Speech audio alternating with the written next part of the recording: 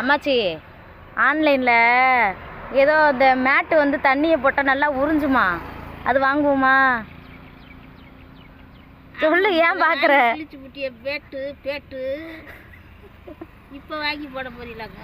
மேட்டு அம்மாச்சி, மேட்டு தான் அப்படியே அப்படியே க்ளீனாக அப்படியே சுத்தம் பண்ணி போட்டுருவீங்க. அது துவைக்க கூட தேவையில்ல, அப்படியே தண்ணியை ஊற்றி லேசாக அப்படி தேய்ச்சோம்னா நல்லா போயிருமா அழுக்கெல்லாம். அது வாங்குவோம் 1000 ரூபாயா? 1000 ரூபாய்க்கு 1 ரூபா காசுக்கு தான் ரோட்டில் நடக்குது கரும்பு ஜூஸ் ஓட்டிக்கிட்டு.